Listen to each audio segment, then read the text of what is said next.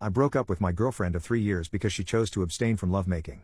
Now she wants to get back together but told me she had been intimate with someone else when we were broken up. I, 23 male, met my ex, 21 female, 3 years ago. We lived on campus at uni in different halls of residence. After a few months, we got together and for the most part had a very happy relationship. There was always one issue though. My ex grew up in a very religious home. Her father is a pastor. She has been open with her family that she does not share their faith. They weren't happy about it but accepted that she has to make her own choices on that. Nevertheless, I think some of that religious upbringing was still in her mind. I grew up in a different religion but was never very serious about it, and am no longer religious. Our relationship was pretty normal except that she told me very early that she had never made love before and wanted to stay that way until she was married. It wasn't for religious reasons, as I mentioned she isn't religious. But she was very focused on not disappointing her dad. We did other intimate things, we just never went all the way. I never had much luck with girls growing up, and going into the relationship I had my V card. And I still do, at least if you classify it as never having gone all the way. Anyway, I was becoming more resentful of the fact that everyone I know was having normal intimate relationships and we weren't. I couldn't understand why she didn't want to have a full intimate relationship, though of course I never pressured her about it. I felt that while I was at uni, and pretty broke, getting married was something for the future. Last year, I was in my last year of uni and she was working in her first professional job. Her degree was shorter than mine, so she finished uni first despite being younger than me. She was talking a lot about all these successful guys she met at work, which did make me feel lesser as I was still a broke uni student. Coupled with her still not wanting a full intimate relationship, it did make me feel more resentful. We had some arguments about it and after a while I felt that I should end the relationship as we wanted different things and our lives were on different paths. It was awful. She was crying a lot and I felt terrible afterwards. Anyway, it has been nearly 6 months since we broke up. We haven't been in touch at all for most of that time. I have not been involved with anyone else in that time, as I was 100% focused on finishing my degree. I have finally finished uni and am about to start my first professional job. She recently got in touch again and asked to meet up. I was hesitant, but decided we had so much good history that I should hear her out. She told me she's been missing me terribly these past 6 months. That she thinks she wants to get back together, and is open to having an intimate relationship now. I asked her why now? What changed? And she looked uncomfortable. After a little prying, she said she had a short-term fling with one of the older guys at work while we were broken up, which of course was fine as she wasn't my girlfriend anymore. Anyway, she said he persisted with her until she started making love with him. She ended it with him recently. She was clear that it was consensual, but that the guy was very persistent with pursuing lovemaking with her. I was gutted. I couldn't understand why she'd make me wait all those years, but was fine doing it with some new guy she'd only been seeing for a short period of time. I asked if the reason she was open to having an intimate relationship now is because she didn't have her card anymore. She said yes. I asked her to give me some space to process all this. I'm conflicted and would love some advice on this. I have missed her a lot and still have strong feelings for her, but at the same time it feels like I was strung along for years. It's hard to put my finger on why I don't want to take her back. Everything logically makes sense for us to get back together. I'd even get to finally have an intimate relationship with her. But I feel awful about this whole thing and don't want to ignore those feelings. Edit to add, some of the comments are being very harsh on my ex. And I guess that's not surprising, you don't know her. She's not some evil manipulative villain. At all. I would never have been with anyone like that.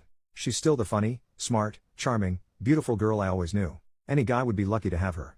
I would be too, if I could handle the baggage here, but I'm thinking I probably can't and a clean break is the way to go. Though she may regret the relationship with the other man, it's not my business as she was a single woman and we were broken up. I wasn't ever expecting to hear from her again really. This whole situation is very surprising to me. I'm feeling hurt because I guess this is a solid blow to my ego. That I feel like the lesser man here. I can own that and that's something for me to work on. Ultimately I have some hang-ups about love making from this relationship that I need to deal with. A few people have suggested I could benefit from therapy. I'm going to look into that. I think I need help to process all these emotions from this situation. Update, I broke up with my girlfriend of 3 years because she chose to abstain from lovemaking. Now she wants to get back together but told me she had been intimate with someone else when we were broken up. I'm going to refer to my ex as Ellie. A few things have happened. Last weekend was the Australia Day long weekend. I was on a camping trip, in the Grampians for any Aussies reading. It was so nice to be in nature, to do some bushwalks with friends and decompress. It felt good to talk about the Ellie situation with my mates around the campfire. Most of them knew Ellie pretty well from our years together and they had a range of views, just like the commenters on my post.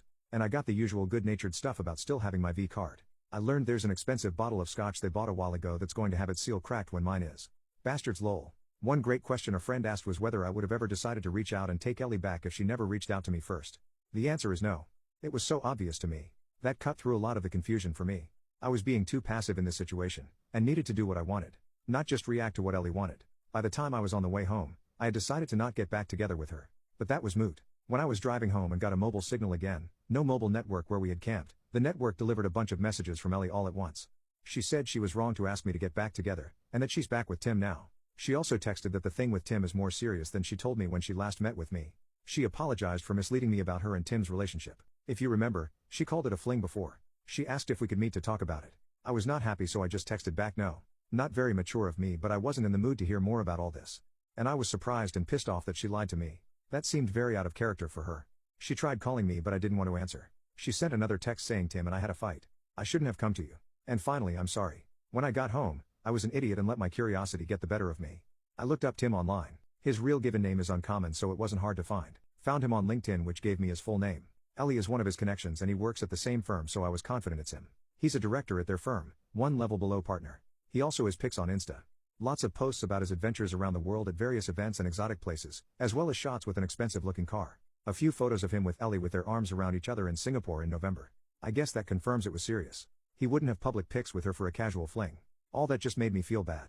No good comes from comparing myself to my ex's successful boyfriend. Ellie is not my girlfriend and I'm not in competition with Tim.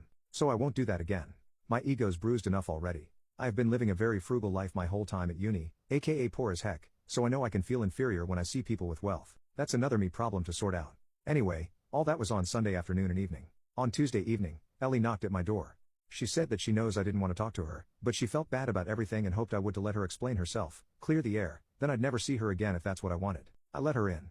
I was not happy with recent events but figured I might at least get a clearer idea of what's going on. It was a long, heavy conversation over 4 hours, but here's the gist as I remember it. When we broke up, she was devastated. She said it took a couple of months before she started to feel a bit better. She missed me constantly and wanted to see me the whole time, but when I ended it we agreed to keep apart and heal. In September, she met Tim at work. He manages a different team, she doesn't work for him. She said he was very charming and attractive and showed almost immediate interest in her. They got to know each other and he asked her out.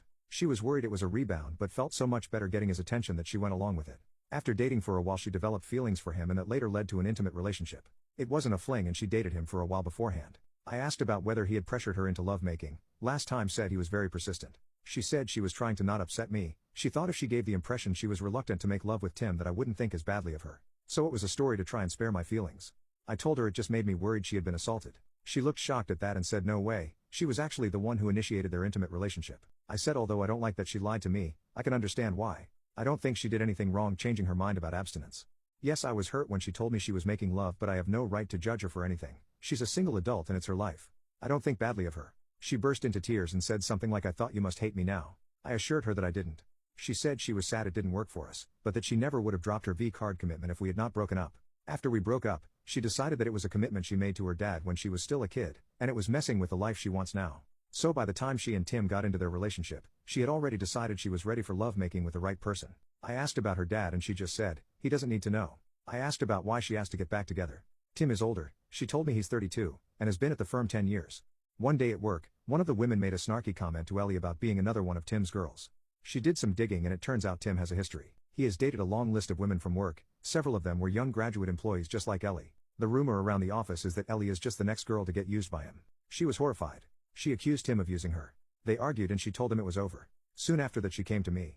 She felt as if we might be able to rekindle things now that she was open to an intimate relationship. But my hesitation and time to calm down made her realize that was a mistake. Over the weekend, Tim asked her to work things out. She decided to give it a chance. She tried to call me but they went to voicemail. I was camping, so she sent those messages instead. So I guess that's settled. I don't want her back and she's in a relationship so she doesn't want me back either. We chatted a bit about how our families are going. She congratulated me on finally finishing uni. She asked if I had been seeing anyone and when I told her I'd been studying hard and working a lot since exams, retail job, with no time for girls, she laughed and said I'm still a big nerd. She hoped we could be friendly if we ever see each other, but she wants to keep out of contact out of respect for her relationship with Tim. She wants to give it a real chance of working. Which is fair enough. She gave me a hug, said thank you for understanding, and left. So there you have it. Ellie involved me in her relationship drama. I would have preferred she hadn't, but at least it's sorted now. I'm glad I paid attention to my feelings and took time out to consider things, as it could have been very messy if I had taken her back. Trusting my gut has been the biggest lesson for me in all this. I still care for her despite recent events. It seems like she is dealing with a lot of complicated things between her new relationship and work gossip.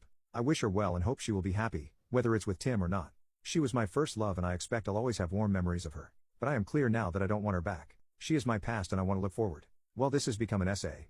Tutors at uni always told me I was too waffly in my writing. Well, screw those guys, I'm not a student anymore. I can now focus on launching my new career with no distractions.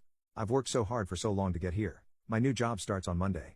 It's going to be so great building actual real experience in my new profession, not just endless theory. I'll be earning much better money, no more student poverty, and I've got graduation in May to look forward to as well. I'm open to finding someone new, but that is way down on my priority list.